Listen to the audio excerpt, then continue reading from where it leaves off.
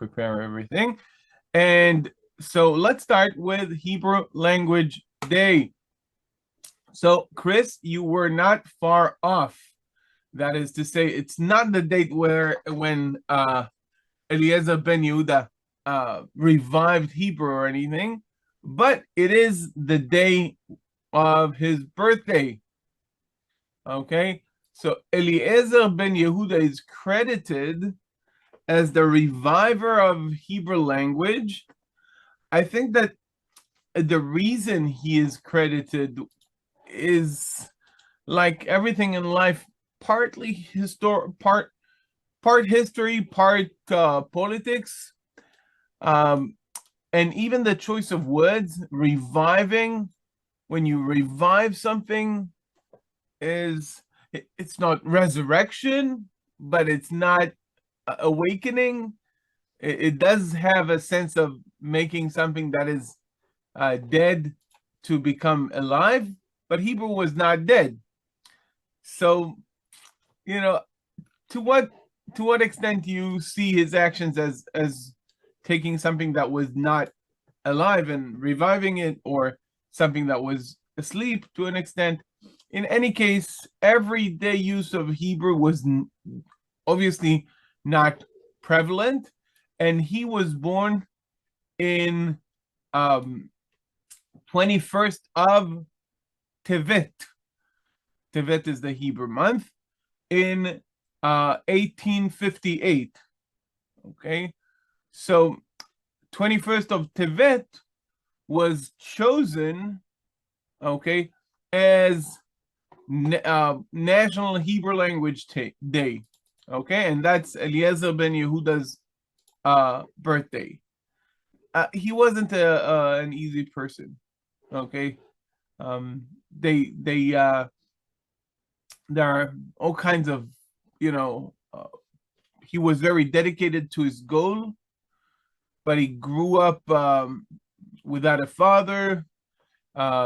He learned in a traditional upbringing, cheder, then a yeshiva a little bit, and he ended up learning in different institutions, and he started to decide that he's going to talk only Hebrew, and really started newspapers, and really contributed to the awakening of Hebrew, when his son Itamar is considered to be the first modern native Hebrew speaker, because he insisted with his wife that they would speak only Hebrew with him,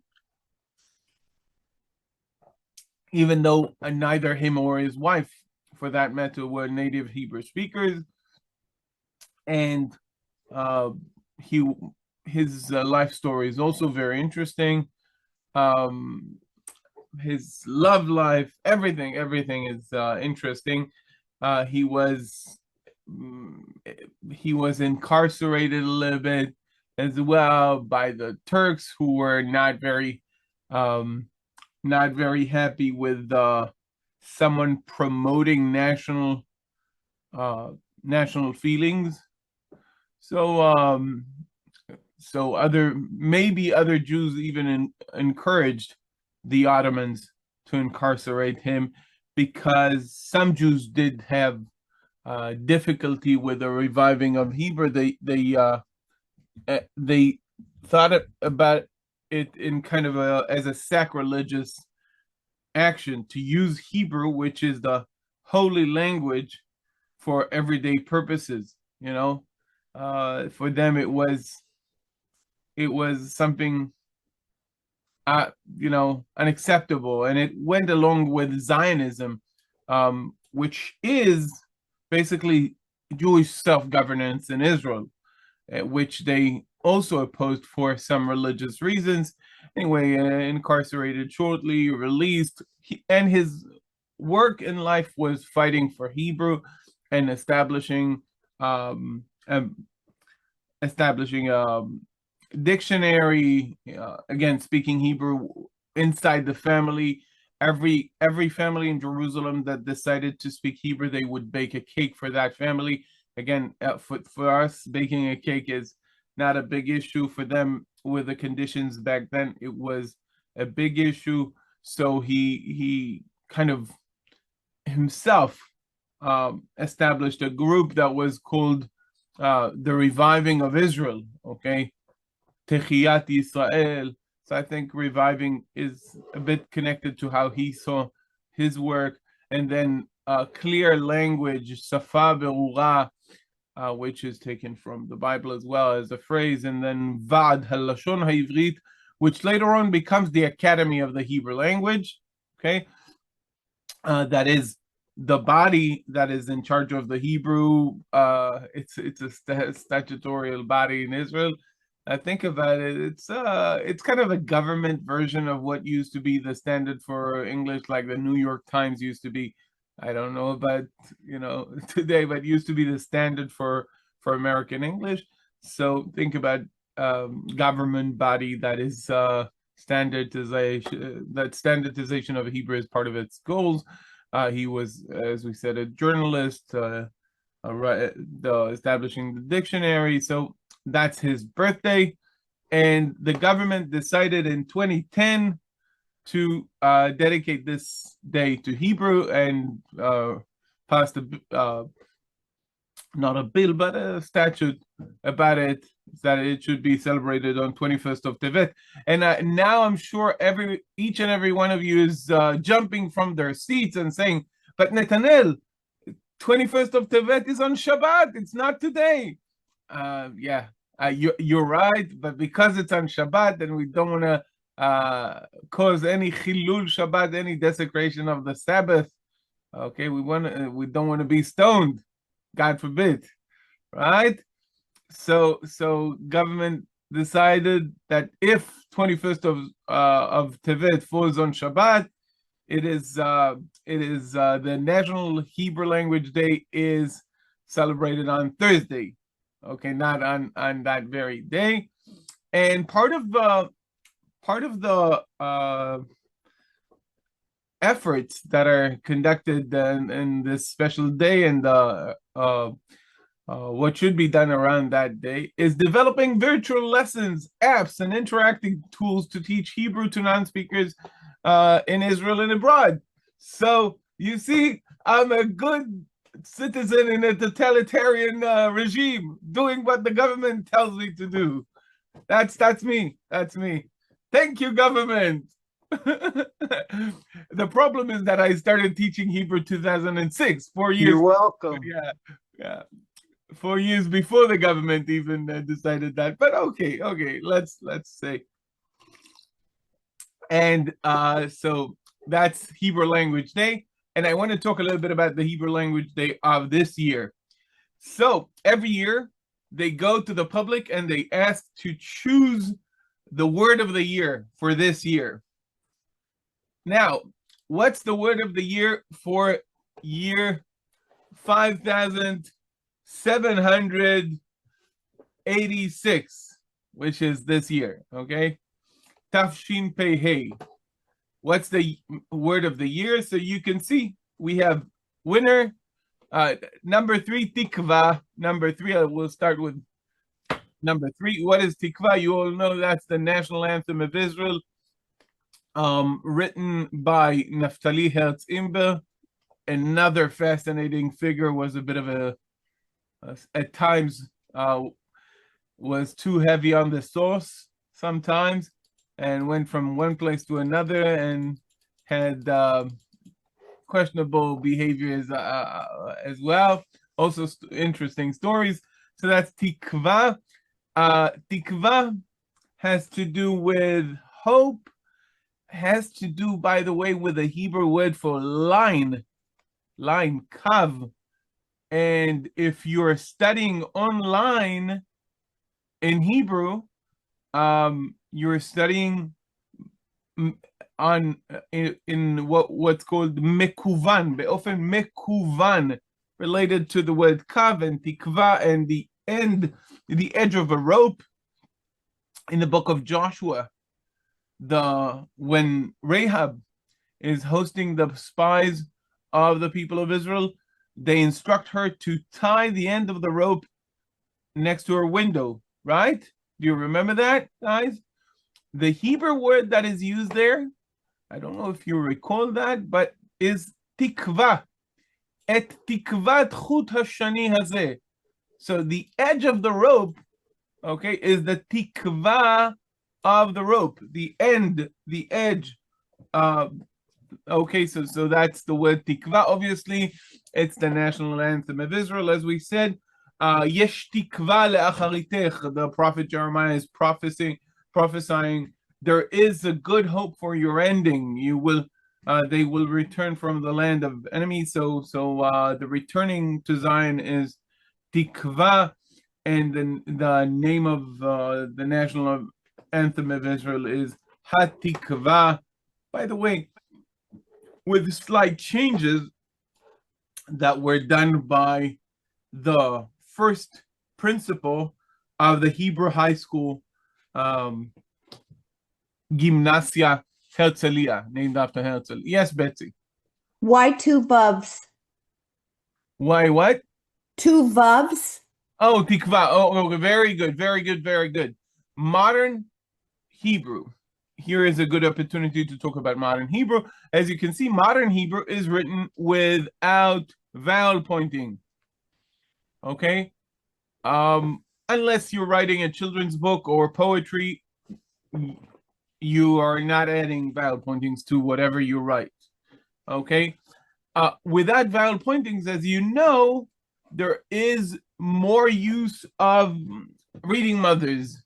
Alongside that, to represent a consonantal vav, okay, it is common and it is normative according to the Academy of the Hebrew Languages, which is the body here that is leading the celebrations of National Hebrew Day, Hebrew Language Day. So according to them, in order to represent a V sound, a consonantal vav, they would use two vavs. Very good question. Obviously, biblical Hebrew, just one vav. You're right. It's a great opportunity to mention a difference between the two. So that's number 3. Moving on to number 2, word that came in second. It's not a word, it's kind of a combination of two words, a term, and you can see the sign here of OpenAI. The word is bina melachutit. Bina melachutit. Very, very strong catchphrase. Everybody uses that catchphrase. Everybody uses our AI, artificial intelligence. Okay, bina melachutit. That's the Hebrew for AI. When bina is intelligence, okay, has to do with a biblical Hebrew word for watching closely and understanding. Hitbonen, it's close to wisdom, okay? It's close to understanding, okay? But it also has to do with watching, okay? So that's bina, and the rabbis say that the women have more bina than men. That's how they explain the verb vayiven that appears with building the bone, the side bone, the rib, possibly, that God has taken from Adam and making into his wife. The verb that is used there in biblical Hebrew is vayiven, and obviously connected to the verb for building that has to do with bet nun yod, but the rabbis connected also to bet yod nun, okay, understanding, okay, so that's vayiven bina. What is melachutit? Melacha, okay, is something that is a work, a craft. It is related to the word malach, which you all know in biblical Hebrew, which means an angel. The word malach is an angel, and that is related to melacha, work, or melachuti, something that was done by someone. Melachuti is something that involved human action. The root lamed aleph chaf, which we don't have as a verb in Hebrew, what we do have in other Semitic languages, has to do with being sent to do something. So malach is a messenger, okay? Melacha is work, and melachuti is something that it was done by someone's work, hence artificial. Okay, so bina melachutit, artificial intelligence. And number one, guys, the word that won this year's competition by far, by the way, is the word Habaita. Habaita. And I think it's very clear why this word won. Okay, in the context of the passing year, the word Habaita is, first of all, a biblical Hebrew word, as is, like tikva. Bina melachutit is a modern combination that is based on biblical background, but Habaita and tikva we do find in the Bible. Habaita signifies the returning of the hostages back to their home, based on a very popular song that was written in 1983, sung by Yardena Arazi after she visited Lebanon during the Lebanon War. So she wrote this song Habaita after 2 years of agonizing expectation. This word, echoed in everybody's minds and hearts. Habaita, Habaita, Habaita, and to see them coming back exactly 2 years after they were kidnapped, they returned. And for me, the day before Simchat Torah is the day when my brother was killed in Lebanon. So it was a very, very emotional day, no doubt. And so that became the word that was chosen. Linguistically, it's a fascinating word because this short word, Habaita, okay, has 3 components, okay. First of all, which you can see is the word bait, right? Bait. So we have Habaita.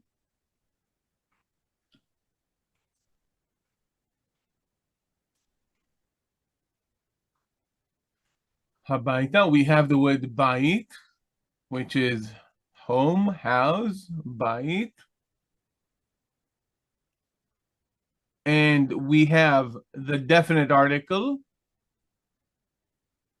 at the beginning, and we have the directive at the end. Habaita combines these 3 elements. In modern Hebrew, we don't use the directive hey at the end of words so commonly. We do have the words kind of already set with that suffix continue to be used and understood in Hebrew. We say directions, for instance. So tzafona, daroma, we can say these things and they would be widely understood. Chutza, pnima, okay, ha'ira. So we do have that use, but not as common as in biblical Hebrew. The directive hey, the definite article at the beginning. And in biblical Hebrew, you can understand the direction even without these markers sometimes, but they're very common. And that's combining, how modern, everybody in the 21st century have connected that biblical Hebrew word by the way, which is used by Joseph when he brings his brothers to his home, Habaita. Okay, and people use it very commonly in modern Hebrew, and it's that beauty that we in the 21st century are choosing an everyday word for this year, and that is already a biblical Hebrew word, preserving an early directive suffix, and that is the sequence of thousands of years of Hebrew that we're still continuing to this very day, and that